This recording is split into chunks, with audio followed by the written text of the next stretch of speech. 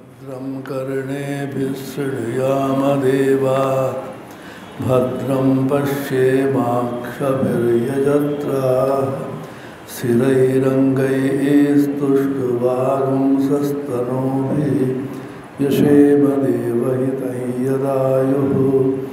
ॐ शान्ति शान्ति शान्तिः। हरिः ओम तत्सत्।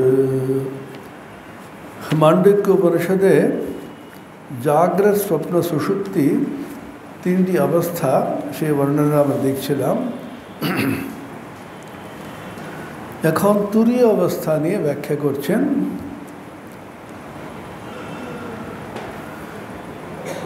সপ্তম মন্ত্র नान्तप्रज्ञं न बहिःप्रज्ञं नोभयतप्रज्ञं न प्रज्ञानघनं न प्रज्ञं नाप्रज्ञम् अदृष्टमव्यवहार्यमग्राह्यमलक्षणमचिन्त्यम् अव्यपदेश्यम् एकात्मप्रत्ययसारं प्रपञ्चोपशमं शान्तं शिवमद्वैतं चतुर्थं मन्यन्ते स आत्मा सविज्ञेय। এটা তুরীয়ের বর্ণনা দিচ্ছেন। জাগ্রত স্বপ্ন সুষুপ্তি এই তিনটিকে অবস্থা বলা হয়। তুরীয় একটি অবস্থা ঠিক না হলেও জাগ্রত স্বপ্ন সুষুপ্তির সঙ্গে আসছে বলে তুরীয় অবস্থা। তুরীয় মানে চতুর্থ, 1 2 3 আমরা বলি তো, প্রথম দ্বিতীয় তৃতীয় চতুর্থকে বলা হয় তুরীয় অবস্থা। জাগ্রত অবস্থাতে আমরা দেখলাম আমাদের প্রজ্ঞা বহিঃপ্রজ্ঞ হয়ে আছে। চক্ষুকর্ণ নাসিকাত্মজিহ্বা পঞ্চ জ্ঞানেন্দ্রিয়ের মাধ্যমে মন বাইরে গিয়ে সমস্ত বিষয়কে ভোগ করে উপলব্ধি করে। আমি যখন বসে আছি, আপনারা বসে শুনছেন, চোখ দেখছে সবগুলোতে দর্শন ক্রিয়া করে যাচ্ছে, দৃষ্ট পদার্থকে দর্শন করে তার মাধ্যমে উপলব্ধির মাধ্যমে ভোগ করে।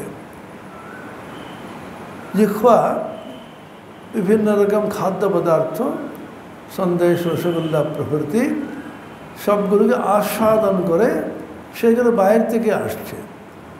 কারণ বাইরের বিভিন্ন শব্দগুলোকে ভোগ করে যাচ্ছে। নাসিকা যত গন্ধ আছে বাইরে সেইগুলোকে উপলব্ধি করে উপভোগ করে। ত্বক বাহ্য স্পর্শগুলিকে উপভোগ করে। এই পঞ্চ জ্ঞান ইন্দ্রিয় যেগুলো বলা হয় সেগুলো বাইরের বিষয়কে উপভোগ করতে থাকে। এটা হচ্ছে জাগ্রত অবস্থা। স্বপ্ন অবস্থাতে বাইরের বস্তু কিছু আমরা দেখি না, আমরা শুয়ে পড়ি। সমস্ত হচ্ছে অন্তরের কিন্তু প্রজ্ঞাটা হয়ে আছে। এটাকে বলে অন্তঃপ্রজ্ঞা। প্রজ্ঞা বাইরে যেতে পারছে না, যেন আমরা শুয়ে আছি বলে সমস্ত অন্তরের বস্তুগুলিকে উপলব্ধি করে। অন্তরের বস্তু কোথা থেকে এলো? জাগ্রত অবস্থাতে আমরা উপলব্ধি করেছি। সেই উপলব্ধি সূক্ষ্মভাবে সূক্ষ্ম বাসনা রূপে আমাদের অন্তঃকরণের মধ্যে থাকে। সেইগুলি যেন জীবন্ত বস্তু বলে স্বপ্নেতে প্রতিভাত হচ্ছে। আমরা যেন বলছি জাগ্রত অবস্থাতে, কিন্তু স্বপ্ন অবস্থাতে সেগুলো সত্যি সত্যি ঘটছে বলে আমাদের বোধ হয়। স্বপ্ন অবস্থাতে কখনো মনে হয় না এগুলো মিথ্যা, এগুলো কিন্তু সত্যি সত্যি আমাদের নয়। কিন্তু মোটেই মনে হয় না, মনে হচ্ছে যেন সত্যি আছে ওটা। তখন একেবারে পুরোপুরি উপলব্ধিটা আমরা করে যাচ্ছি। কোনো কোনো সময় সেটা ভয় লাগে, হঠাৎ করে বাঘ ভাল্লুক আমাদের তাড়া করলো, কুকুর তাড়া করলো, সাপ এলো, অথবা আমরা বিভিন্ন রকমের খাদ্য রসিক যারা আছে বিভিন্ন ভান্ডারা খেলো, বিভিন্ন খাওয়া দাওয়া পাওয়া যাচ্ছে, ঠিক যখন পায়েস যখন দিচ্ছে, পায়েস খেতে যাচ্ছেন তখন স্বপ্ন ভেঙে গেল। তো পায়েসটা খেয়ে উঠে পড়লে ভালো হতো, পায়েসটা আমাদের মিস হয়ে গেল। এখন আমরা হাসছি, তখন কিন্তু সত্যি সত্যি কষ্ট হয়েছে। ওই যে স্বপ্নের পায়েসটা আমাদের জাগ্রত অবস্থাতে কোনো কাজে লাগে না। একদম পুরো পেট ভর ভান্ডারে খেয়ে স্বপ্নতে উঠেই বলছে প্রচণ্ড খিদে লাগছে বলছে। স্বপ্ন অবস্থাতে অনুভূতি জাগ্রত অবস্থাতে বিন্দুমাত্র কোনো কাজে লাগছে না। এখন স্বপ্ন জাগ্রত দুটোই যখন কিন্তু লুপ্ত হয়ে গেল, লীন হয়ে গেল সুষুপ্তির মধ্যে, তখন কি উপলব্ধি করি? কিছুই করছি না, পুরো অন্ধকার মনে হয়, কি হচ্ছে আমরা জানি না। আমার আমিত্বটা কিন্তু লোপ পেয়ে যায়, মন কাজ করে না, ইন্দ্রিয় কাজ করে না, প্রাণ তবু চলে যাচ্ছে। তার কারণ যদি না থাকতো আমরা কিন্তু কবে মরে যেতাম। এই নিয়ে অনেক বিচার আছে। সুষুপ্তিতে যখন ঘুমিয়ে আছে, প্রাণের ক্রিয়া আছে কি নেই? এখন সুষুপ্তিতে আমি আছে কি না, সুষুপ্তিতে চৈতন্য আছে কি না, সুষুপ্তিতে প্রজ্ঞা আছে কি না, তার উত্তরে বলা যেতে পারে সুষুপ্তিতে চৈতন্য বস্তু প্রজ্ঞা যদি না থাকতো, তাহলে জাগ্রত অবস্থায় উঠে এসে আমি বলতে পারতাম না দারুণ ঘুমিয়েছি, কিছু বুঝতে পারিনি। তাহলে দুটি অনুভূতি আছে। শাস্ত্রকারেরা বলেছেন সুখম স্বাপসম না কিঞ্চিৎ অবেদিশম, ভালো সুখে ঘুমিয়েছি, কিছুই জানিতে পারিলাম না। তাহলে কি জানছি আমরা? কিছুই না জানাটা জেনেছি। কিছুই না জানা মানে, জানা মানে অজ্ঞান, না জানা মানে অজ্ঞান। অর্থাৎ সুষুপ্তিতে অজ্ঞানের অনুভূতি আমাদের হচ্ছে আর সুখের অনুভূতি হচ্ছে। অবশ্য কেউ কেউ বলতে পারেন কোনো কোনো সময় ঘুম ভালো হয় না, প্রচণ্ড শরীর ব্যথা, তাহলে সুখের কথা খুব দুঃখের অনুভূতি হয়, তখন ভালো করে ঘুম হয়নি। সম্পূর্ণভাবে যখন সুষুপ্তিতে আমরা ঘুমিয়ে পড়ি, তখন সুখের অনুভূতি অজ্ঞানের অনুভূতি হচ্ছে। ডাক্তাররা বলেন, আর যারা মনোবিদ যারা আছেন তারা বলছেন, সাইকোলজিস্ট, সাধারণভাবে মানুষের 8 ঘন্টা ঘুমিয়ে থাকে, তার মধ্যে কয়েক মিনিটও ভালো গভীর নিদ্রা হয় না। বিভিন্ন রকম স্বপ্ন হয়, বিভিন্ন রকম একটা অশান্তি হয়। অ্যানেস্থেশিয়া যারা নিয়েছেন, অপারেশন যাদের হয়ে থাকে, অ্যানেস্থেশিয়ার অনুভূতি নিশ্চয়ই থাকবে। অ্যানেস্থেশিয়া যখন দেওয়া হয়, মুহূর্তের মধ্যে প্রজ্ঞাটা লোপ পেয়ে যায়, কয়েক ঘন্টা কেটে গেল, কিছুই বুঝতে পারলেন না, আবার অ্যানেস্থেশিয়া উঠে আসেন, নতুন করে জগৎকে দেখছেন, একদম কিচ্ছু জানেন না। সেই রকম অনুভূতি সুষুপ্তিতে হয়। সুষুপ্তিতে পুরোপুরি আমাদের কিন্তু প্রজ্ঞা লোপ পায় না। প্রজ্ঞা আছে বলে আমরা কিন্তু সুষুপ্তির অনুভূতি হীনতাকে অনুভব করতে পারছি। কোনো অনুভূতি থাকছে না আমাদের, অথচ অনুভূতিহীনতার অনুভূতি জাগ্রত অবস্থায় এসে বলতে পারছি, তাই না? এখন এই 3টি অবস্থা আমাদের কিন্তু সবসময় আসে। প্রশ্নটা হচ্ছে, জাগ্রত অবস্থায় যে আমি বলছি আমরা, আমি দেখছি, আমি শুনছি, আমি আস্বাদন করি, আমি ঘ্রাণ নিই, আমি স্পর্শ সুখ অনুভব করি, শব্দ স্পর্শ রূপ রস গন্ধ। জাগ্রত অবস্থায় যে অনুভূতি আমার হচ্ছে, সেটা কে অনুভব করছে? আমি করছি। তো এই এতটা মিষ্টি খাচ্ছিস, কে খাচ্ছে? আমি খাচ্ছি। তাতে কী হয়েছে? ডায়াবেটিস আছে, তোমার খাবে না বলছি না, বেশ খেলাম, যাওয়ার হবে। আমি খাচ্ছি, আমি দেখছি, আমি শুনছি, আমি বলে যাচ্ছি আমরা। ওই আমিটা কী বস্তু আমরা জানি না, কিন্তু প্রতিদিন আমরা আমিটা কতবার ব্যবহার করি বলুন তো। আমেরিকান সাইকোলজিক্যাল অ্যাসোসিয়েশন, মার্কিন যুক্তরাষ্ট্রের মনোতত্ত্ববিদদের একটি সংগঠন, ওরা সমীক্ষা চালানো। আমেরিকাতে অনেকে সবসময় সমীক্ষা চালাবে ওরা।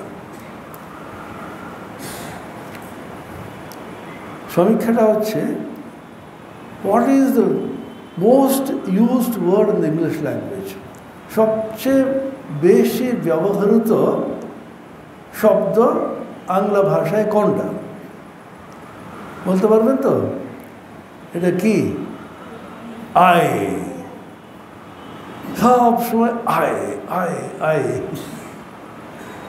আমাদের কথোপকথনের মধ্যে কতবার আমরা বলি, কতবার আমার বলি, কতবার আমাকে বলি। আমিকে কেন্দ্র করেই আমাদের সব জীবন, তাই না? এই 2 মাসের মধ্যে দেখবেন আমি কত রকম আমাদের পরিকল্পনা দেখেছেন, সব করেছেটা কি? আমি। স্যার আপনি করেছেন, স্যার ম্যাডাম আপনি করেছেন, স্যার বলতে থাকে। তো আমি কিন্তু প্রতি মুহূর্তে আমরা বলে যাচ্ছি সে আমিটা কী বস্তু। বেদান্ত বিচার করার চেষ্টা করছেন, আমরা খুব সুপরিচিতের মতন যেটা ব্যবহার করে যাচ্ছি আমি, সেই সুপরিচিত ব্যক্তিটা কে? আমি কি বস্তু আলোচনা করার প্রয়োজন মনে করি না আমরা, কারণ আমাকে তো আমি তো ওনাকে চিনেন, হ্যাঁ দেখেছি মনে হচ্ছে, ও আচ্ছা এখন নাম পড়ে ইত্যাদি। আপনি এই বইটা চেনেন, পড়েছেন? না খুব এটা জানি না আমি। আপনাকে চেনেন? যদি কাউকে জিজ্ঞাসা করা হয় আপনাকে চিনেন তো, মানে আমি বলে যাচ্ছে সে কি? চিনার কি আছে? আমি তো আমি বলি যে বস্তুটাকে চেনাবার প্রয়োজন নেই মনে করি আমরা, সেই জন্য সকলেই কিন্তু আমিত্বকে চিনে, কিন্তু আমিত্বের যে তত্ত্বটা কি সেই চেনে না। আমিটা কি বস্তু, আমি কোথায় থাকে, কিভাবে আমিটা এলো, জন্ম থেকে আমি করে যাচ্ছি আমরা। কিন্তু মনোতত্ত্ববিদ সাইকোলজিস্টরা বলছেন একেবারে ছোট্ট শিশু আমি বলতে পারে না, কয়েক বছর বয়স হওয়ার পরে আমি বলতে শুরু করে। সকলে ওকে রাম রাম বলে, মনে করো রাম বলে একটা বাচ্চা ছেলে, এই রামকে দাও না, রাম খাবি বলতে বলে ও মনে করছে আমি রাম। সকলকে কিন্তু মিষ্টি দিচ্ছে, এই রামকে দাও বলবে। এগুলো লক্ষ্য করেছেন তো নাকি? বাড়িতে বাচ্চাদের বিভিন্ন রকম ব্যবহার ভালো করে লক্ষণীয়, তাতে অনেক কিছু শিক্ষা পাওয়া যায়। ও কখনো আমাকে দাও বলতে পারে না, সকলে রাম বলছে আমাকে, আমি রাম। ঠিক সেরকম আমি প্রতি মুহূর্তে আমি বলে বেড়াচ্ছি, সে আমিটা কি, তার উৎসটা কি, কোথায় থেকে এলো, কোথায় যাবে আমিটা, শেষ পর্যন্ত আমিটা কোথায় গেল? যখন ঘুমিয়ে পড়ি, মৃত্যুটা ছেড়ে দেন, আমাদের এখন মৃত্যু এখন অনেক দেরি আছে মনে করছি আমরা, কখন হবে দেখে আমি জানি না।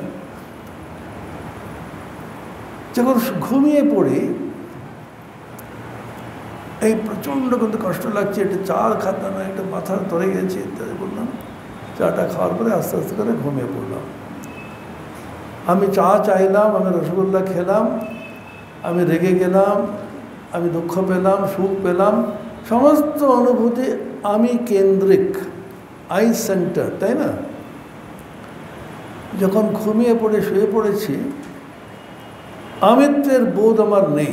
আছে কারো? কোথায় গেল ওটা? কিন্তু আছে কোথাও, কারণ সকালবেলা ওটা আবার আমি বলছি। অনেক সময় তারা খুব রেগে মেগে গালাগাল দেয়, খুব চেঁচামেচি করে, তারা কী ভেবেছিস আমি কিন্তু দেখে নেব, তুই জানিস না আমাকে, বলে প্রচণ্ড কষ্ট করে চেঁচিয়ে পিছিয়ে ঘুমিয়ে পড়লো। আর চেঁচানোর সময় গালাগাল দিতে দিতে অর্ধেক বাক্য করে শুয়ে পড়লো। আবার সকালে উঠে বাকি অর্ধেক থেকে শুরু করছে। আপনি মানুষের ব্যবহারটা, নিজের এবং অন্যদের ব্যবহারটা দেখতে, সেখান থেকে বেদান্তের প্রচুর শিক্ষা পাওয়া যায়। তাহলে আমিটা সম্পূর্ণভাবে লুপ্ত হয়ে গেল মনে করছি, কিন্তু মরে নেই বেটা, আবার উঠছে। ঠাকুর বলছেন অশ্বত্থ গাছটা যদি কেটে দাও আবার উঠবে, আবার কাটো আবার। আমি কিন্তু সহজে মরে না, সহজে যায় না, সেই জন্য আমিটা থাক, কিন্তু ওটা কাঁচা আমি না হয়ে পাকা আমি যেন হয়। কথা বলতে পড়েছেন তো নাকি? ঠাকুর দুই রকম আমির কথা বলছেন, একটা হচ্ছে পাকা আমি আর একটা হচ্ছে কাঁচা আমি। কাঁচা আমি কী করে? আমি ধনী, আমি দরিদ্র, আমি পণ্ডিত, আমি মূর্খ, বিশাল পাণ্ডিত্য আছে আমার, কত রকম ডিগ্রি আছে, আমি নিজেকে ভাবছি আমার বিশাল কিছু। আমি ভাবছি আমি পণ্ডিত, আমি বিশাল বই লিখেছি, আমার এরকম উপাধি আছে, আমি এবার পুরস্কৃত হয়েছিলাম, পুরস্কার পেয়েছি, সকালে হাততালি দিচ্ছে, অমুক এসেছেন। আমি অনেক রকম উপাধি নিয়ে বেঁচে আছি। উপাধি মানে তার মধ্যে আরোপিত বস্তু, আমার নিজস্ব নয়।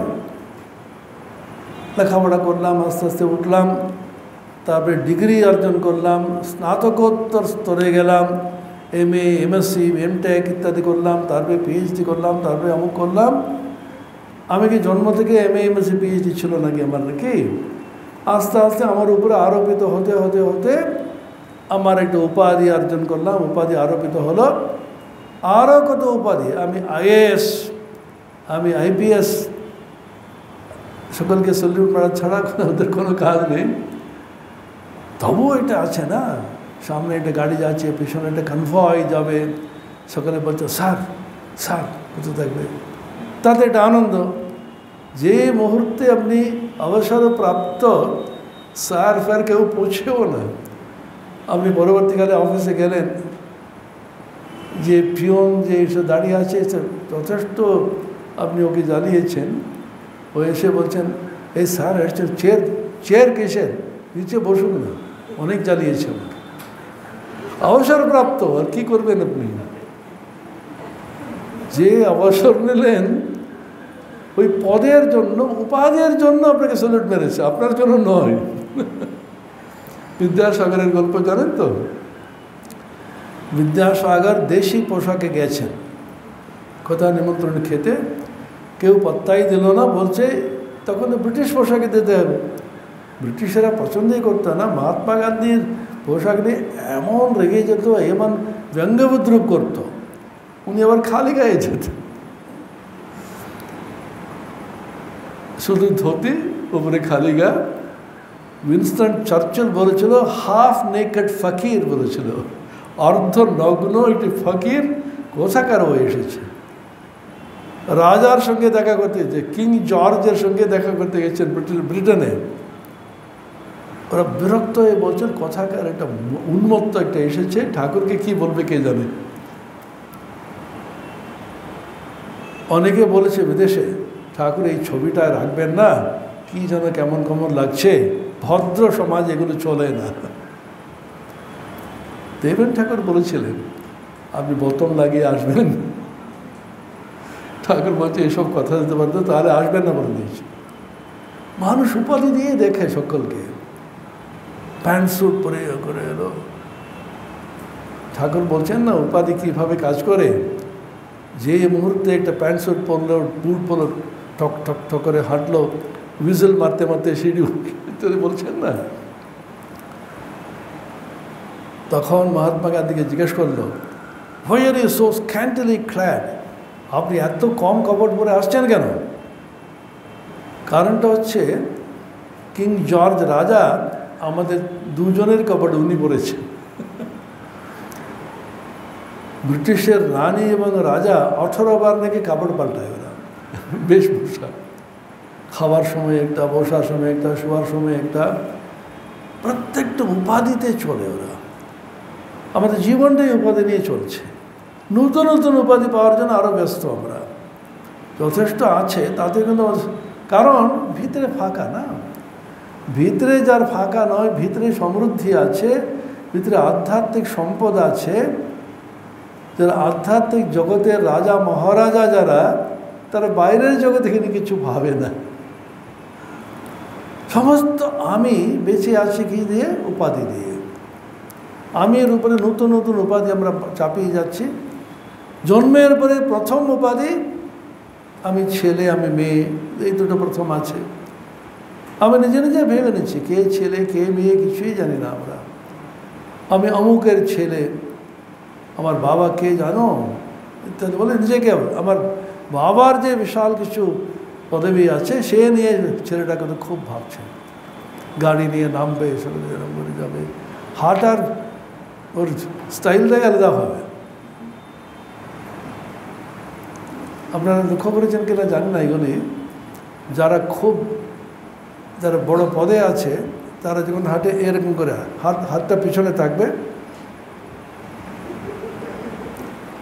এগুলো ঠাকুর খুব লক্ষ্য করতেন। কথা বলতে দেখবেন মানুষের স্বভাবটা, কথা বলার সময় যেন উপর থেকে একটা বিশাল এটা বলছে মনে হয়। আমার একবার একজন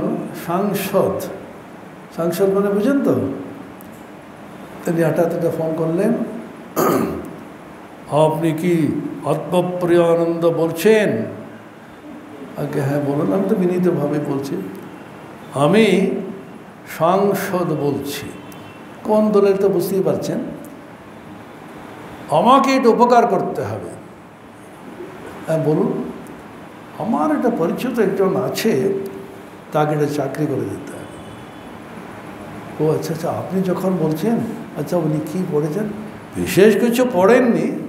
মনে মনে ভাবলাম তাহলে আপনার বন্ধু হলো কী করে?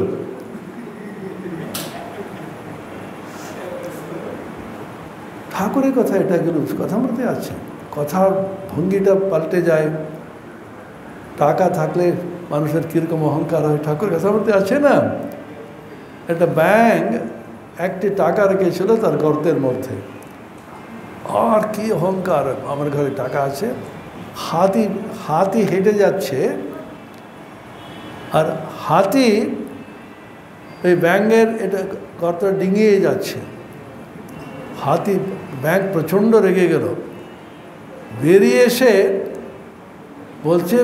এসে ঠ্যাংটা তুলে এক্ষণে যেন হাতিকে মারবে। হ্যাঁ, এত ধৃষ্টতা! ঠাকুরের ওই যে গল্প যদি কল্পনাতে নিয়ে আসেন, এইটুকু ব্যাঙ, ওর আবার ঠ্যাং, সেটা তুলে বলছে লাথিকে এক্ষণ লাথি মারবে হাতির কাছে। ঠাকুর বলছেন এটা হচ্ছে টাকার অহংকার। পকেটে টাকা থাকলে মানুষের কীরকম এটা চাল চলে না, অন্যরকম মনে হচ্ছে যেন বিশাল কিছু।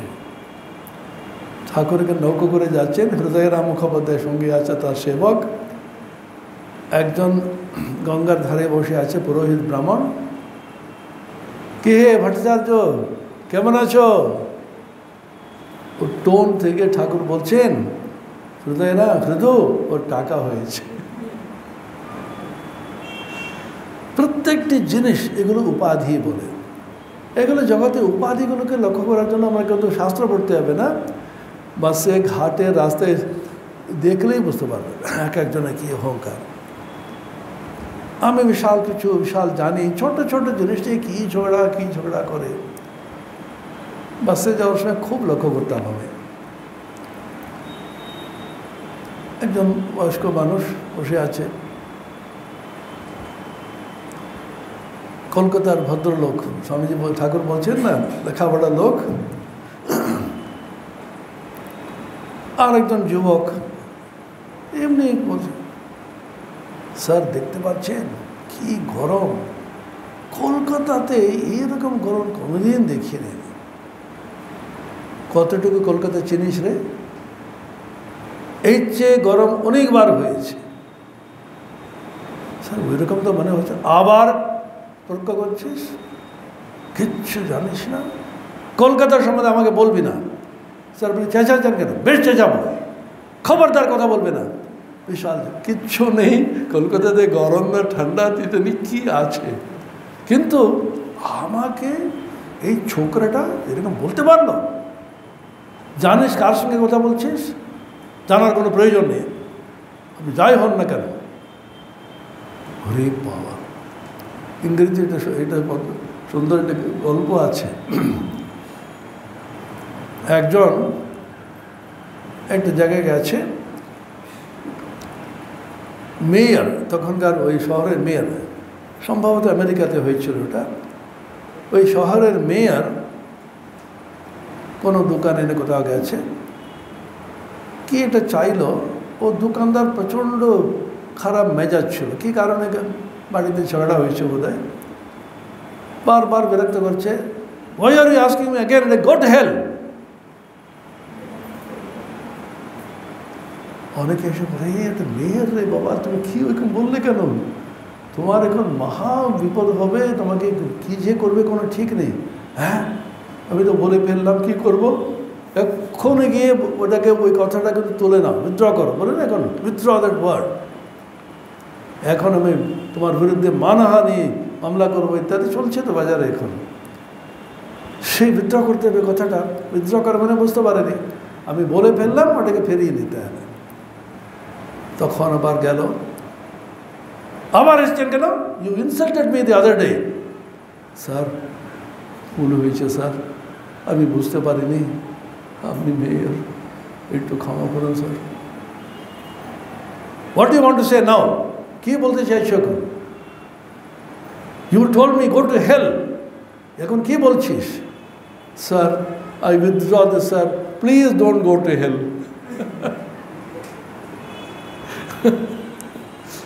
সেরকম উপাধির সুপুরুষ চেহারা যারা আছে, রোগা পাতলা খুব রুগ্ন, ওকে দেখে গেলে কি তোমার স্বাস্থ্য এরকম কেন বলো তো?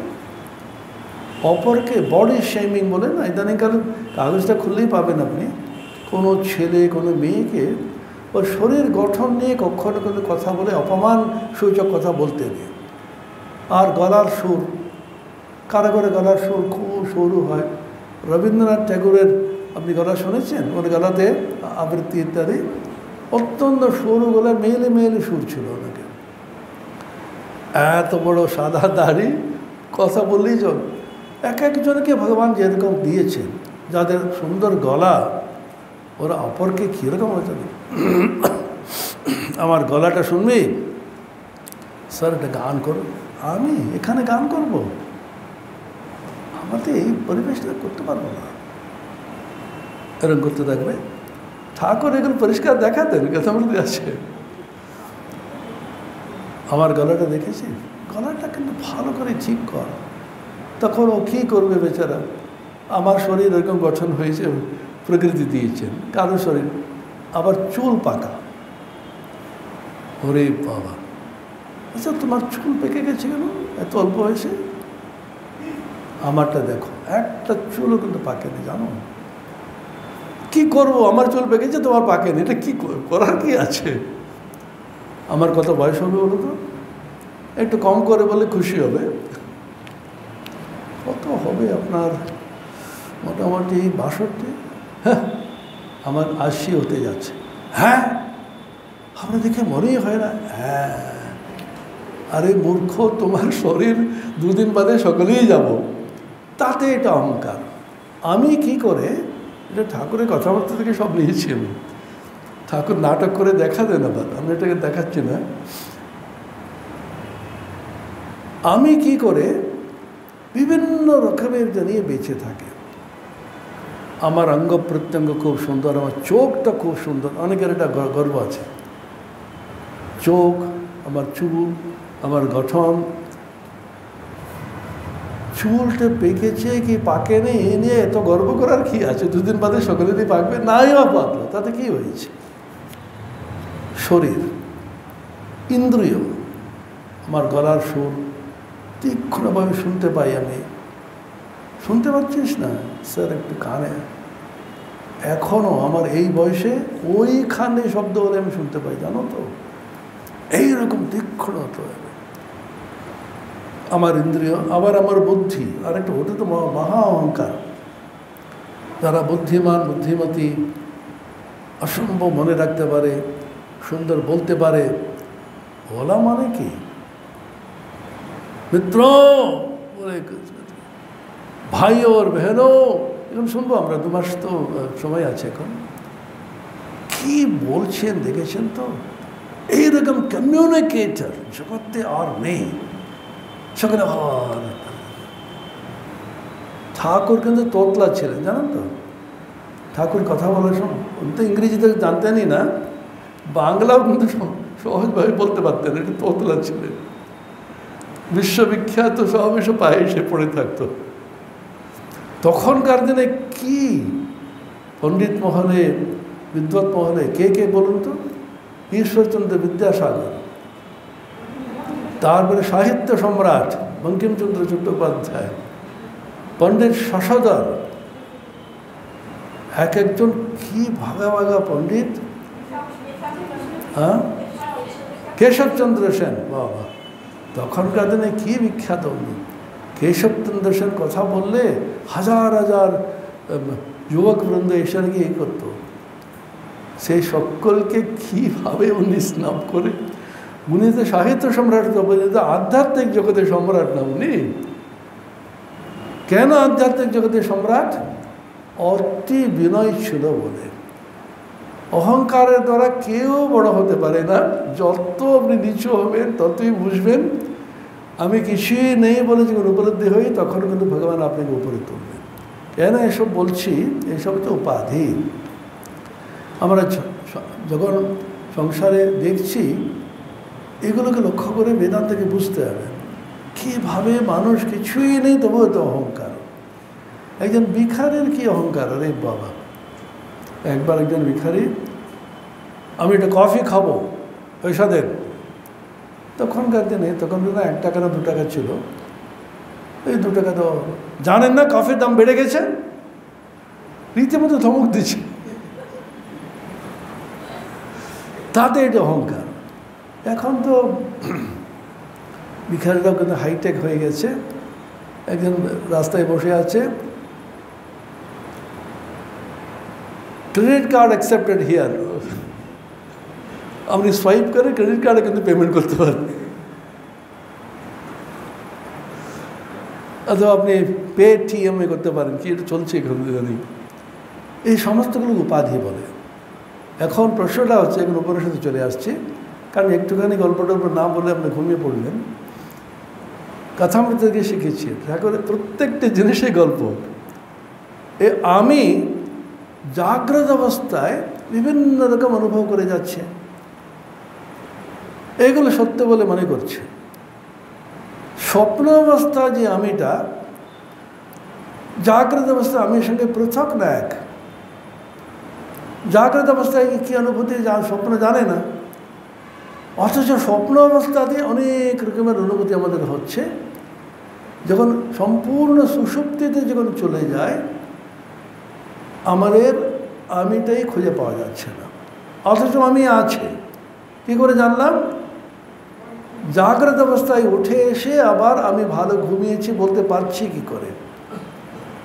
তাহলে স্বপ্নের আমি, জাগ্রত আমি, সুষুপ্তির আমি, এটাকে আমি 1, আমি 2, আমি 3,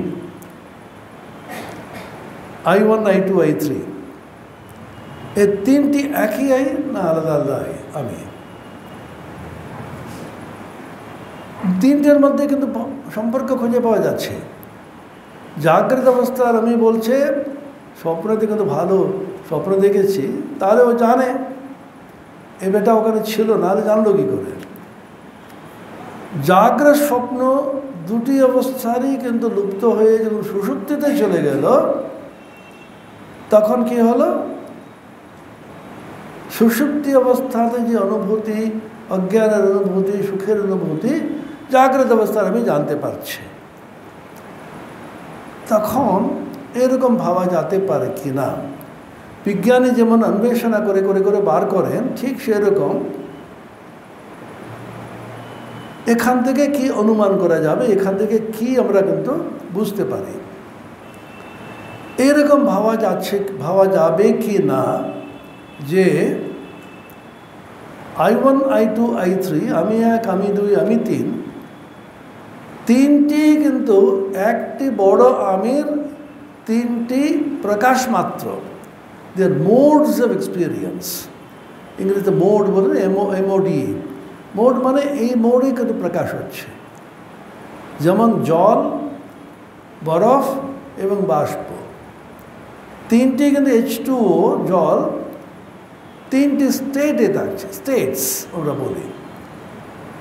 একটা হচ্ছে সলিড স্টেট, একটা লিকুইড স্টেট, আর একটা হচ্ছে গ্যাসিয়াস স্টেট।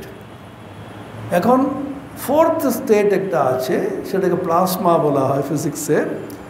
উপনিষদ বলছেন ফোর্থ স্টেট, চতুর্থ অবস্থা একটা আছে, এটা তুরীয় বলা হয়। 1, 2, 3 আমি যেটা আছে, এই চতুর্থ যে আমি তুরীয়, তারই তিনটি প্রকাশ মাত্র এরকম ভাবা যেতে পারে কি না। কী করে জানলে? কিচ্ছু জানি না, আমরা অনুভূতি থেকে আস্তে আস্তে করে আমি বোঝার চেষ্টা করছি। উপনিষদ কিন্তু আপনাকে হঠাৎ তত্ত্ব বলে দিচ্ছে না, হঠাৎ একটি জিনিস বুঝিয়ে দিচ্ছে না। উপনিষদ বলছেন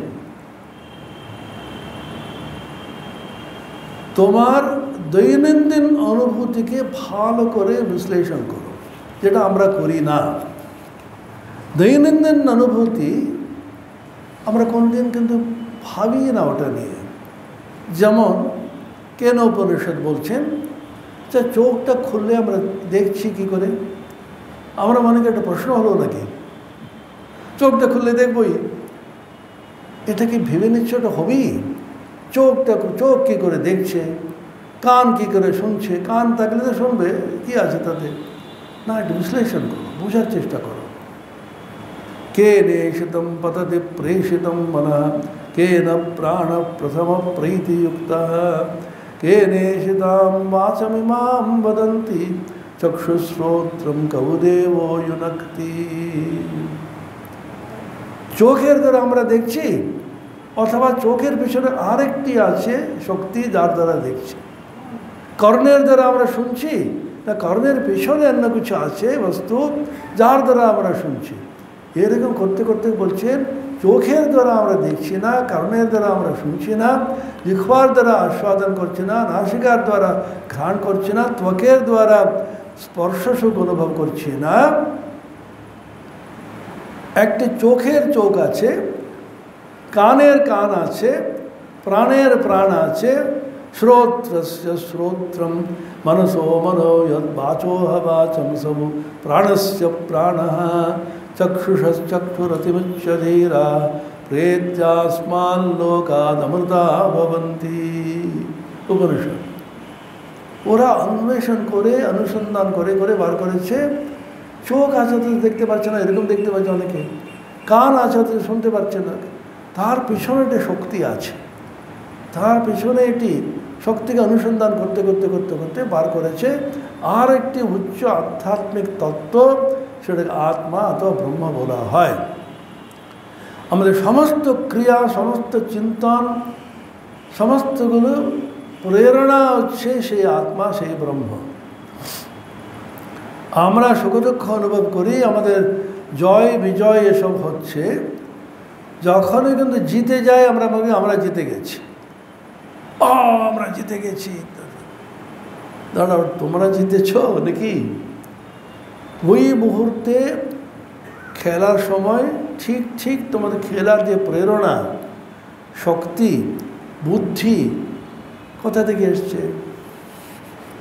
শুধু চোখ থেকে আসে না, শুধু কান থেকে আসে না, ইন্দ্রিয় থেকে আসে না। অসাধারণ একটা খেলবার কোনো কোনো সময় হঠাৎ করে এমনভাবে চলে। ডন ব্রডম্যানের কথা শুনেছেন তো আপনারা? ক্রিকেট জগতে এখনো পর্যন্ত তার শ্রেষ্ঠতর কেউ হয়নি বলছে ওরা।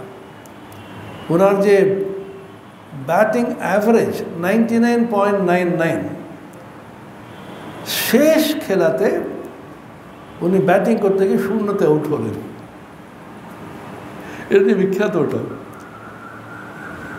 উনি কেন হলো, এত বড় পারলেন না, ওই মুহূর্তে হলো না, ওনার লাগলো না, ব্রহ্মশক্তি সাহায্য করলো না ওকে। সত্যিই যাই করো, হঠাৎ কোথা থেকে আসে আমাদের প্রতিভা, আমাদের বুদ্ধি, মত্তস্মৃতির জ্ঞানমপোহনম চ বেदैश्च वेद अहमेव वेद्ता वेदान्तकृत वेद विदेव चाहम, গীতাতে বলছেন না, আমি স্মৃতিশক্তি তোমাদের দিচ্ছি, জ্ঞান দিচ্ছি, আর স্মৃতির জ্ঞানের অপহরণ, ওটাকে টেনেও নিচ্ছি। হঠাৎ কোনো বিষয় কিছুই মনে পড়ে না। অর্জুনের হয়েছিল না, হঠাৎ একটা ভ্রান্তি এসে গেল, কী করবো বুঝতে পারছে না, কাঁদতে কাঁদতে বসে গেল। ভাবা যায় অর্জুনের তো মহাবীর, অশ্রুপূর্ণা কুলেক্ষণম বিষেদন্তমিদম বাক্যম উবাচ মধুসূদন, গীতাতে বলছে চোখে জল ভর্তি, বিষেদন্তম বিষাদগ্রস্ত হয়ে আর কিংকর্তব্য বিমূঢ় হয়ে সমস্ত বিসৃজ্য সসরম চাপম শোকসংবিঘ্ন মানস, তীর ধনুটা ফেলে দিয়ে নয়োর্ষে ইতি গোবিন্দ মুক্তা, আমি যুদ্ধ করব না বলে বসে গেল। অর্জুনের মতন মহাবীরা এটা কাপুরুষতা কোথা থেকে? ভগবান জিজ্ঞাসা করেন কোথাস্ত আকাশমানমিদম বিষমে সমুপস্থিতম অনার্যজুষ্টম মস্বর্গম অকীর্তিকরম, অর্জুন বলছেন না, কার কখন ভগবান শক্তি দেবেন, কাভাবে টেনে দেবেন কোনো ঠিক নেই। সেজন্য বিনীত হয়ে তুমি শক্তি দাও যাতে আমি কিন্তু সফল হতে পারি। যার জন্য আমাদের দেশে প্রত্যেকটিতে প্রার্থনা করো, প্রত্যেকবার একটা পুজো পাঠ করো, প্রভু এই কাজ আমি শুরু করছি, সিদ্ধ হবে কিনা জানি না, তুমি সঙ্গে থাকো, তুমি কৃপা করো যাতে হয়। সবসময় আমাদের দেশে ছিল প্রার্থনা ভিন্ন কিছুই আমরা করি না। ঠাট্টা করে প্রার্থনা করে কি আছে, I have the power, I have the capacity, you don't have the capacity. তোমার কী ক্যাপাসিটি আছে রে বলো, 2 মিনিটের মধ্যে ওর ক্যাপাসিটি কেড়ে দিলে পুরো শেষ তুমি। বর্তমানে দেখতে পাচ্ছি না, দেবতাদের খুব অহংকার হয়েছিল। কেন পুরুষদের গল্প, দেবতা মানে কে কে? আচ্ছা, দেবেন্দ্রকে চিনেন তো? দেবেন্দ্র দেবতাদের রাজা, তার একটা ক্যাবিনেট মিনিস্টারের নামগুলো মনে আছে তো? অগ্নি দেবতা, বরুণ দেবতা, বায়ু, সবচেয়ে ভয়াবহ কে বলুন তো? যম। ওর ক্যাবিনেট মিনিস্টার, ফুল মিনিস্টার। ওরা সব ভাবলো আমাদের যে শক্তি আছে না, কি এটা? তখন ব্রহ্ম ঈশ্বর তাকে একটা শিক্ষা দিতে চাইছিলেন, তোরা এত অহংকার হয়েছিস তো আমি দেখাচ্ছি। হঠাৎ করে বিশাল কিম্ভূত কিমাকার একটি যক্ষ রূপে এসে আবির্ভূত হলো। ইন্টেলিজেন্স এসে বলছে, তখন তো সিআইডি সিবিআই এসব আছে না, এখন তো সর্বত্রতেই সেই চলছে। ছুটতে ছুটতে দেবেন্দ্র দেবেন্দ্র মহাবিপদ মহাবিপদ। কী হয়েছে রে? বিশাল যক্ষ এসছে, কে জানি না, আমাদের দেশে কিভাবে ঢুকলো, অপদার্থগুলি ঢুকতে দিলে কে? তখন বলল, এই অগ্নি হচ্ছে নম্বর 2 ইন দ্য ক্যাবিনেট, ডেপুটি, যাও দেখে এসো কিমিদম যক্ষমিতি, এই যক্ষটা কি, কে, দেখে এসো যাও। অগ্নি যাচ্ছে এই যক্ষের কাছে গিয়ে, তুমি কে? যক্ষ জিজ্ঞেস, তুমি কে বলো তো? আমাকে চেনো না? কলকাতা শহরকে চিনো? প্রতি মুহূর্তে কত বাড়ি পোড়াচ্ছি আমি, অগ্নিকাণ্ড, আমি সমস্ত পৃথিবীতে যা আছে পুড়িয়ে ছাই করে দিতে পারি, জানিস তো?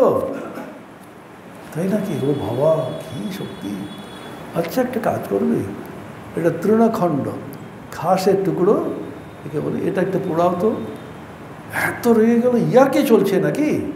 আর you kidding with me? Do you know who I am? হ্যাঁ, আমি তো জানি না তো ভাই, তুমি এটা দেখাও না। যত শক্তি আছে সে নিয়ে পুরো পোড়াবার চেষ্টা করলে কিছুই হবে না। ভয়ে কাঁদতে কাঁদতে ছুটতে ছুটতে, দেবেন্দ্র দেবেন্দ্র মহাবিপদ, একটু তৃণখণ্ডকে পোড়াতে পারলাম না। আমি বরাবর জানতাম অপদার্থ তুই। তখন ভাই বলছে, স্যার আপনি মাথায় তুললেন তো, আমার পরেই ও দেখুন কি অক্ষম, এবার টিকিট দেবেন না ওকে। চলছে বর্তমানে বহু লোককে টিকিট পাইনি।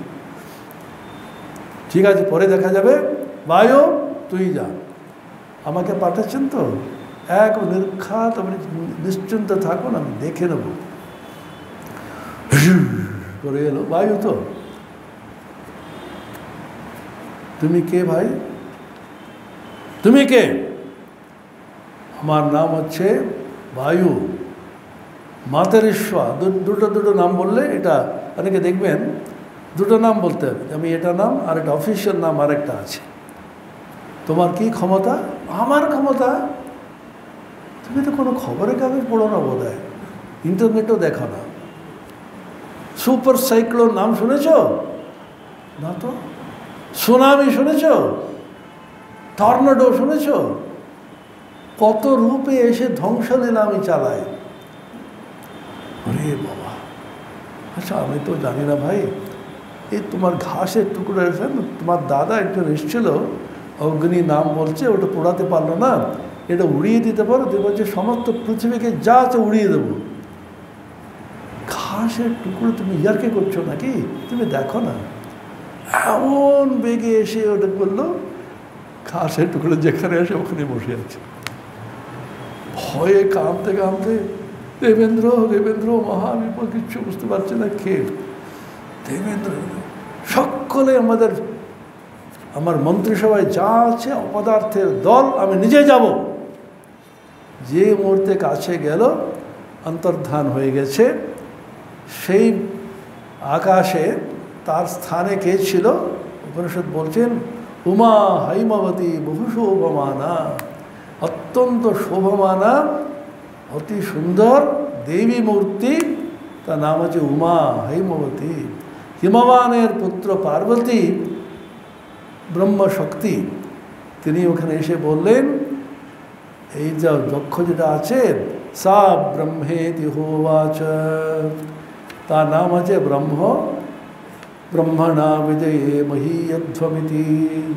এই ব্রহ্মশক্তিতে তোমরা বিজয়ী হয়েছিলে, ব্রহ্মশক্তিতে তোমরা কিন্তু শক্তিমান হয়েছিলে, অথচ তোমরা মনে করছো अस्माकमेवायं विजयो अस्माकमेवायं महिमेति, আমাদেরই মহিমা, আমাদেরই বিজয় বলে গর্ব করছিলে।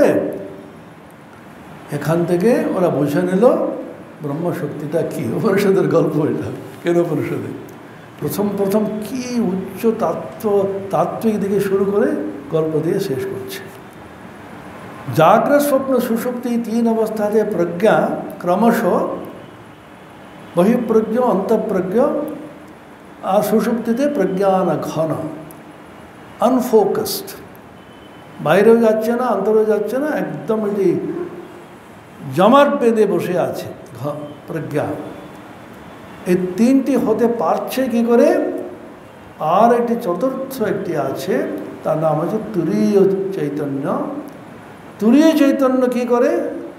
অন্তঃপ্রজ্ঞও নেই, বহিঃপ্রজ্ঞও নেই, উভয়ত প্রজ্ঞও নেই, প্রজ্ঞান ঘনও নেই, প্রজ্ঞও নেই, অপ্রজ্ঞও নেই। তো মহা মুশকিল। তাহলে কি শূন্য নাকি? না, শূন্যও নেই। বিশেষণগুলো দিচ্ছেন, এটা বিখ্যাত মন্ত্র, এটা উপনিষদে। অদৃষ্টম, চোখ দিয়ে দেখা যাবে না। অব্যবহার্যম, কোনো ব্যবহারের মধ্যে আসে না। ব্যবহার বলতে আমরা হাত দিয়ে পা দিয়ে জগৎকে ব্যবহার করি। তো এই গ্লাসকে ব্যবহার করলাম জল খেতে, এই মাইক্রোফোনকে ব্যবহার করলাম কথা বলতে। জগতে যা আছে সব ব্যবহার করে যাচ্ছি। আমাদের দুঃখটা আছে সবই ব্যবহার্য বস্তু বলে আমরা মনে করি। এখন বারবার বলা হচ্ছে না, আমাকে কমোডিটি রূপে ব্যবহার করা হচ্ছে। এখন তো কাগজে সর্বত্র দেখবেন এটা। আমি কি বস্তু নাকি? আমাকে একটি বস্তুর মতন ব্যবহার করছেন আপনারা। বর্তমানে হচ্ছে না, যারা এখানে চাকরি করছে, যারা ঝাড়ু দিচ্ছে, ওদের জন্য একটা কমোডিটির মতন ব্যবহার করা হচ্ছে। এই বস্তু, ব্রহ্মবস্তু, তুরীয় বস্তু, এটাকে ব্যবহার করা যাবে না। কেন যাবে না? ব্যবহার কোথায় হয়? জগতে হয়। এই জগতে কি আছে? দেশ কাল নিমিত্ত, টাইম, স্পেস অ্যান্ড কসেশন। কোনো সময় ব্যবহার হয়, কোনো দেশে, এখানে ওখানে অন্যত্র। দেশ কাল নিমিত্ত, দেশাতীত কালাতীত বস্তু, তুরীয় বস্তু, ব্রহ্মবস্তু, সেটা কোথায় ব্যবহার করবে তুমি? অব্যবহার্যম অলক্ষণম। তার লক্ষণ কি? লক্ষণ তো বলে বুঝতে পারবে না তুমি। লক্ষণ কার আছে? যে জগতে আছে, দেশকালের মধ্যে আছে, তার লক্ষণ বলা যেতে পারে। আচ্ছা, কে বলো তো তার লক্ষণটি? এই তো বিশাল বড় দাঁড়িয়ে আছে, আচ্ছা আচ্ছা, ও এই তো সে প্যান্ট স্যুট পরে করেছে, সে হচ্ছে পুলিশ। লক্ষণ আছে, প্রত্যেকটা লক্ষণ আছে। এই তো সবসময় চেঁচামেচি করে, সে রাগী, ওই লোকটা। আমরা অনেক রকম লক্ষণ দিয়ে মানুষকে চিনি, যে কোনো পদার্থকে চিনি। কুকুরকে এটা লক্ষণ আছে, বিড়ালের একটা লক্ষণ আছে, ধনী মানুষের একটা লক্ষণ আছে, ও চাল চলনটাই অন্যরকম হবে। বুদ্ধিমানের একটি লক্ষণ আছে। এখন এই তুরীয় বস্তুর লক্ষণটা কি বলো তো? ওটা কি অনেক বড়, ছোট, লম্বা? কোনোটাই কিছু বলা যাবে না। অলক্ষণম, কোন লক্ষণের মাধ্যমে ওকে কিন্তু নির্দিষ্ট করা যাবে না। অচিন্ত্যম, চিন্তার বাইরে। তুমি মনের দ্বারা চিন্তা করতে পারবে না। কেন? আবার মনের দ্বারা চিন্তনীয় বস্তু সব দেশকালের মধ্যে থাকবে। একটা দেশে থাকবে, এটা কালে, এটা নির্দিষ্ট কালের মধ্যে থাকবে। দেশাতীত কালাতীত বস্তু, তার কোনো চিন্তা থাকে না। অচিন্ত্যম, চিন্তনীয় বস্তুর মধ্যে ওটা পড়ে না। অব্যপদেশ্যম, অব্যপদেশ্যম বলতে তার কোনো ব্যপদেশ নেই। কি এখানে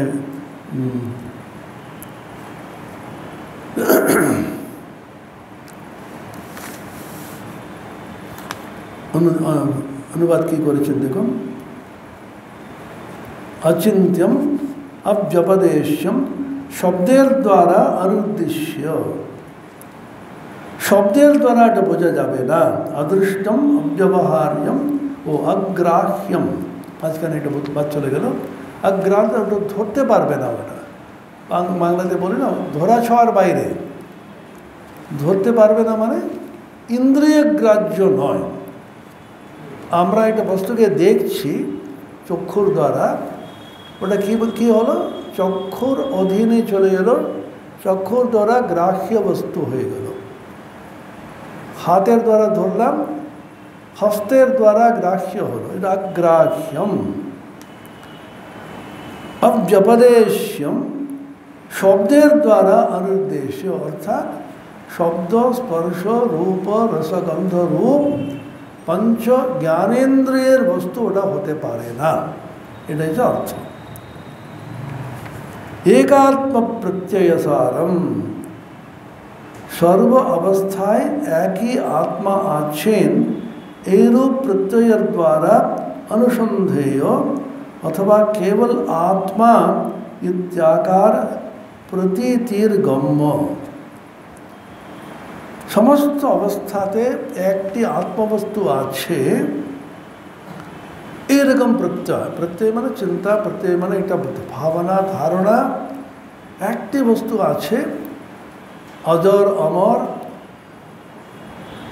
न जायते म्रियते वा कुतश्चिन्नायं भूत्वा भविता वा न भूयः अजो नित्य शाश्वतोऽयं पुराणो न हन्यते हन्यमाने शरीरे। गीतातेও আছে, কঠোপনিষদেও আছে এটা। एकात्म प्रत्यय सारम, एक आत्म प्रत्यय, একটা মাত্র আত্মবস্তু আছে। সেটা কিভাবে উপলব্ধব্য, আমরা জানবো কি করে? তখন জ্ঞানীরা বলছেন, বিশেষ করে বর্তমানে ভগবান রমণ মহর্ষি যিনি ছিলেন দক্ষিণ ভারতে, তিনি সবসময় বলতেন অহম একটা বোধ প্রত্যেকের আছে। অহমস্মি, আমি আছি, আই অ্যাম। সর্বত্র আই অ্যাম বাদ দিয়ে কেউ কিছু করতে পারে না। আমি কোনটাই বিশ্বাস করি না। বিজ্ঞান মনস্কতা চাই আমাদের। ভাই সব মাইক পেলেই তো বলতে থাকে, মূর্খের মতন বিশ্বাস করবেন না, বিশ্বাসে মেলাই বস্তু ইত্যাদি বলতে থাকে ভক্তরা। বিশ্বাস কোনো প্রয়োজন নেই। তীক্ষ্ণভাবে বিজ্ঞানের দ্বারা আপনার অনুসন্ধান করুন। আমি কোনো বিশ্বাস করি না। আচ্ছা, বিজ্ঞান বলছে নতুন একটা গ্রহ, বিজ্ঞান বলুক, আমি বিশ্বাস করব না। স্যার ওখানে নতুন একটি শহর, আমি বিশ্বাস করছি না। স্যার আপনি আছেন তো?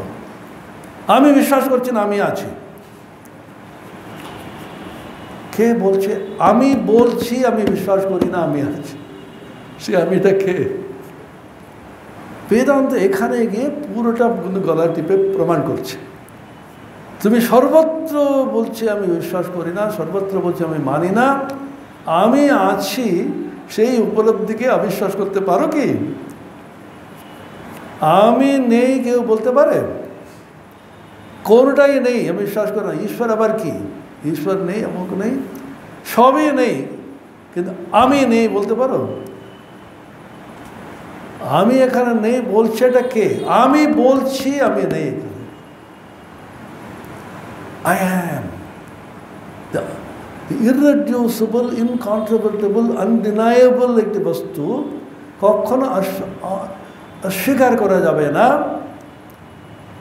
কখনো নিরাকরণ করা যাবে না। সেই বস্তু আমি। সেই বস্তুটা কি? উপনিষদ বলছেন সবগুলোকে তুমি ডিনাই করো, সবগুলোকে নিরাকরণ করো, কিন্তু অনিরাকরণীয় বস্তু একটা আছে আমি। সেই বস্তুটাকে আমার আসল স্বরূপ, সেটার তাৎপর্য কি, তার মূল তত্ত্বটাকে তুমি অনুসন্ধান করো। সেজন্য বলছেন এখানে এক আত্মপ্রত্যয়, একটা মাত্র আত্মপ্রত্যয়, আমি আমি আমি বলে বল, বহে মাত্র আমি আমি, এই ধারা অনুক্ষণ। স্বামীজি সমাধির গীত। একাত্ম প্রত্যয় সারম প্রপঞ্চ উপশমম। প্রপঞ্চ মানে বুঝেন তো, জগৎ প্রপঞ্চ আমরা বলি, পঞ্চভূতের তৈরি ওটা এই জগৎ। ওয়ার্ল্ড অফ রিলেটিভিটি, আমরা আপেক্ষিক অস্তিত্ব রয়েছে সবগুলিরই। সে জাগ্রদাদি প্রপঞ্চ, জাগ্রত স্বপ্ন সুষুপ্তি, সেখানে নতুন নতুন প্রপঞ্চ আমরা সৃষ্টি করি। স্বপ্নতে একটা আছে, এটা দেখছি, সুষুপ্তিতে অন্যরকম আছে। এই সমস্ত প্রপঞ্চ যেখানে গিয়ে শান্ত হয়ে যায়, উপরত বিরাম, নেতি নেতি বিরাম যথা এক রূপ অরূপ নাম। জানেন এই গানটা? স্বামীজি রচিত সৃষ্টি বলে একটা গান, খুব কঠিন গানটা, এই উচ্চাঙ্গ সঙ্গীতে। নেতি নেতি এটা বিরাম যথায়, যেখানে গিয়ে নেতি নেতি করতে করতে যেখানে ঠেকবে, সমস্ত প্রপঞ্চ শান্ত হয়ে গেল। অশান্তির মূল কারণ প্রপঞ্চ না। আমি তুমি যদি না থেকে শুধু আমিই থাকে, তাহলে কোনো ঝগড়া নেই, কার সঙ্গে ঝগড়া করবে না। শান্তম, এই তুরীয় বস্তুকে সুন্দর একটি বিশেষ বলতে শান্তম। তার কোনো ক্রিয়া নেই, তার কোনো রূপ নেই, তার কোনো নাম নেই, একেবারে চুপ করে আছে। বোবার শত্রু নেই বলে না বাংলাতে, একই কথা, যে শান্ত হয়ে আছে, তার বিরুদ্ধে যত আপনি বলুন না চুপ করে আছে, কী করবেন? আর একটা বলে বাংলাতে, এক হাতে তালি বাজে না, মনে আছে? সেই গভীর তাৎপর্য প্রবাদের মধ্যে।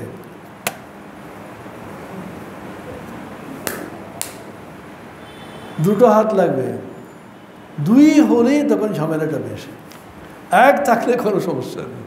অদ্বিতীয়ম শান্তম, এই শান্ত হয়ে আছে শিবম।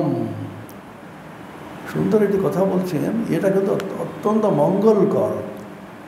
এই যে আত্মবস্তু চিন্তনে মননে তোমাকে পরম মঙ্গল করে। আত্মবস্তুকে চিন্তা করো, আত্মা ব্রহ্ম ঈশ্বর গুরু কৃপা সমস্ত সমার্থক। তুমি যদি শান্তি চাও, তুমি কিন্তু বিরাম চাও, ভয়শূন্যতা চাও, তাহলে আত্মবস্তুর চিন্তন করো। আত্মসংস্থম মন কৃত্বা না কিঞ্চিত বিচিন্তয়েৎ। ভগবান বলছেন গীতাতে, আত্মসংস্থম মনটাকে আত্মসংস্থ করে আর কোনো চিন্তা যেন না ওঠে। চিন্তা যত উঠতে থাকবে ততই কিন্তু সমস্যা। শিবম মঙ্গলময়। ভগবান ভাষ্যকার যখন শঙ্করাচার্য ব্রহ্মসূত্র ভাষ্য যখন লিখতে শুরু করলেন, ওখানে মঙ্গলাচরণ করেননি। এ নিয়ে পণ্ডিত মহলে বিশাল তর্ক, বিশাল চিন্তা। সব সময় ভাষ্যকাররা যখনই এটা গ্রন্থ রচনা করেন, ঈশ্বরকে গুরুকে প্রণাম করে শুরু করেন। এখানে সোজা শুরু করে দিয়েছেন মঙ্গলাচরণ উনি কেন করেননি। রত্নপ্রভা বলে যে টিকাকার আছেন, উনি বলছেন বুঝতে পারছো না কেন করেননি। উনি কী বিষয়ে লিখছেন বলুন তো? আত্মবস্তু নিয়ে লিখছেন। আত্মবস্তু ব্রহ্মবস্তু এটা পরম মঙ্গলকর, সেই জন্য আলাদা করে মঙ্গলাচরণে কোনো প্রয়োজন নেই। আত্মচিন্তন করো, ব্রহ্মচিন্তন করো, আলাদা করে তুমি মঙ্গলাচরণে কোনো প্রয়োজন নেই। শান্তম শিবম অদ্বৈতম, তার কোনো ভেদ শূন্য, ভেদ বিকল্প রহিত, এটা হচ্ছে চতুর্থ। অনেক রকম ভেদ আছে, পরে ব্যাখ্যা করবো আমি। মন্যন্তে এরকম মনে করেন। উপনিষদ ঋষি বলছেন না আমি বলছি এটা, উনি বলছেন এইরকম যারা ব্রহ্মবিদ যারা আছেন, ব্রহ্মজ্ঞ পুরুষ আছেন, ওরা এরকম বলে থাকেন। কখনো নিজে বলছি বলে বলবে না। উপনিষদে আছে, ঈশাবাস্য উপনিষদে, কেন উপনিষদে ইতি সুশ্রুমা ধীরাণাম এনস্তদ্বাচচক্ষিরে বলে বলছেন, দেখো আমি কথাটা বলছি, আমি যাদের কাছে, যে আচার্যের কাছে, যে গুরুর কাছে শুনেছি, ওনারা এরকম বলতেন। ইতি আমি সুশ্রুম, আমি শুনলাম, সেটা তোমাকে বলছি। চতুর্থম তুরীয় বস্তু স আত্মা, এটাই আত্মা। সবিজ্ঞেয়, সে আত্মাকে তোমাকে জানতে হবে। আত্মা বা আরে দ্রষ্টব্য, আত্মাকে দেখতে হবে, উপলব্ধি করতে হবে। কীভাবে? শ্রোতব্য মন্তব্য নিদিধ্যাসিতব্য, শ্রবণ মনন এবং নিদিধ্যাসনের মাধ্যমে এই আত্মবস্তুকে জানতে হবে। সহজ করে বলে যাচ্ছে, আমাদের যেহেতু মনটা বহির্মুখ হয়ে আছে, সহজ বস্তুকে কঠিন না বললে আমরা বুঝতে পারি না। ঠাকুরের কথা বলতে পড়ে অনেকে এটা কি আছে, এটা সহজ। কারণ সহজ বস্তু সহজ করে বললে লোকের তৃপ্তি হয় না। এমন কঠিন করে বলবো না, কেউ বুঝতে পারবে না। পণ্ডিতরা বলে আমি এমন কঠিন করে এবারে বলবো, কিছু বুঝতে পেরেছেন না? আমার এই তো শাস্ত্রকে এমনভাবে ব্যাখ্যা করতেন, তাতে কি লাভটা হলো রে বাবু। ব্রহ্মজ্ঞ পুরুষরা, ঈশ্বরীয় পুরুষ যারা আছেন, ঠাকুর যেমন অত্যন্ত জটিল কঠিন বস্তুকে সহজ করে বসিয়ে দেবেন, যেন একটা জলের মতন বোঝা যায়। এটা কীরকম জানো বলে একটা উদাহরণ দেবেন।